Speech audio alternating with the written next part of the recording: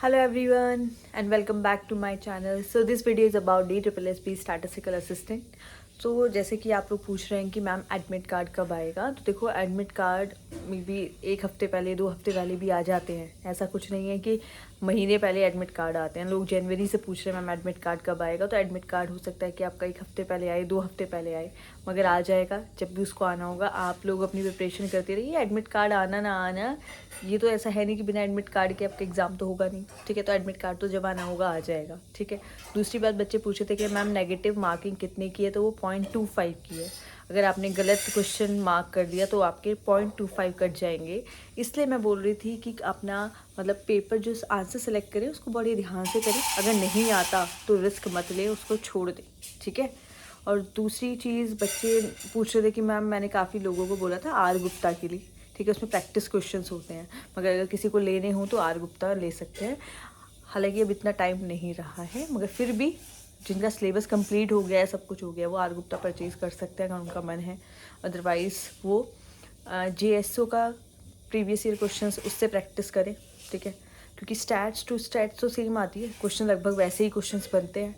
बाकी टॉपिक्स तो पता ही हैं, जो टॉपिक्स बताए गए हैं उनको अच्छे से कवर करें, ठीक है।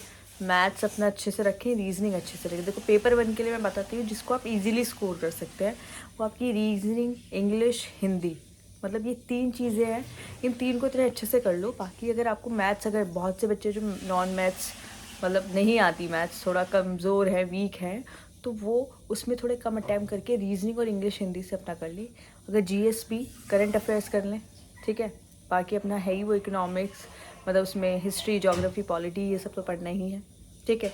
मगर लेकिन ये अगर 3 कर लिए ना, कोई भी 3 अच्छे से प्रिपेयर कर लो, मगर छोड़ना कुछ नहीं है। ये नहीं है कि बिना मैथ्स पढ़े चले जाओ, मैथ्स भी करके जाओ।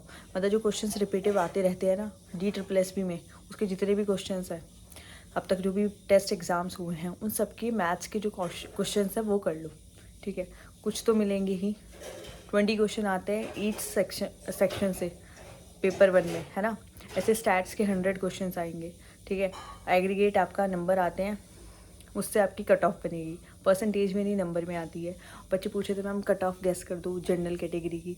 देखो पिछली बार का हमें पता है, अगर 92 ऐसे कुछ गया है, 95 गया है, तो हम उससे अबव एग्ज़ाम पेपर होने के बाद ही बता पाते हैं कि किस लेवल का एग्ज़ाम है। अगर पेपर टफ आता है तो कट ऑफ नीचे हो जाती है, अगर पेपर इजी आता है तो कट ऑफ हाई हो जाती है।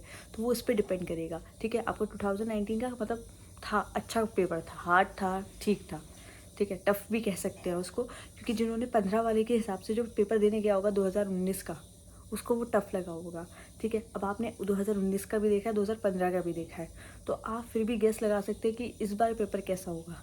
ऐसा हो सकता है इस बार का उस बार से भी अलग हो और टफ आ जाए।